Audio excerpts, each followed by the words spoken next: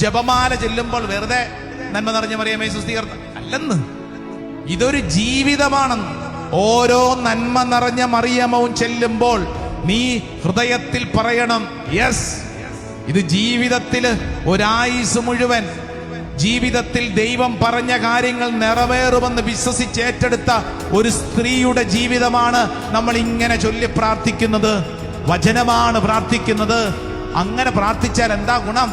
നിന്റെ ജീവിതത്തിൽ നീ ഇന്ന് കടന്നു പോകുന്ന അനുഭവങ്ങളെ പരിശുദ്ധ മറിയത്തോട് ചേർത്ത് വെച്ച് നിന്റെ ജീവിത യാഥാർത്ഥ്യങ്ങളെ തിരിച്ചറിയാൻ പറ്റും. വീട്ടിലിങ്ങനെ പ്രശ്നം ഉണ്ടായി ഒറ്റയ്ക്ക് മുറിയിൽ ഇങ്ങനെ വിഷമിച്ചിങ്ങനെ ഇരിക്കുമ്പോ നീ വിചാരിക്കരുത് ഇപ്പൊ ചുറ്റുവട്ടത്തും സ്വർഗീയ മാലാഖമാർ വന്ന് നിന്നെ വീശുവെന്ന് പ്രതീക്ഷിക്കണ്ട. നീ ഇരുന്ന് കരയും. നീ ഇരുന്ന് കരയുമ്പോ പെടഞ്ഞു വീഴരുത്. കയ്യിൽ ആ ജപമാല പിടിച്ചോണ്ട് ചിന്തിക്കണം, എന്ത് എനിക്ക് മുമ്പേ ഒരു സ്ത്രീ അനുഭവിച്ച ഒരു ജീവിതമുണ്ടെന്ന്.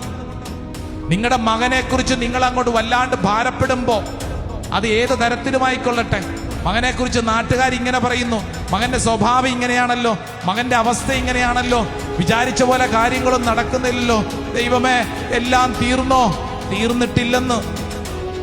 തീർന്നിട്ടില്ല. ഫിയാത്ത് മുതൽ പിയാത്ത് വരെയുള്ള യാത്രയുടെ ബലം അതാണ്. ജീവിത കാലഘട്ടം മുഴുവൻ ആകുലപ്പെടാതെ ഭാരപ്പെടാതെ ജീവിച്ച ഒരു സ്ത്രീ എന്നെ നിന്നെ പഠിപ്പിക്കുകയാണ്. ആകുലരാകേണ്ട.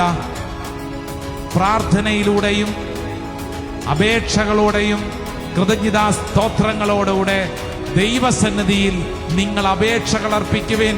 അങ്ങനെ ബലപ്പെട്ട് പ്രാർത്ഥിക്കുന്ന ഓരോ വ്യക്തിയിലും ദൈവത്തിന്റെ സമാധാനം നിറയും.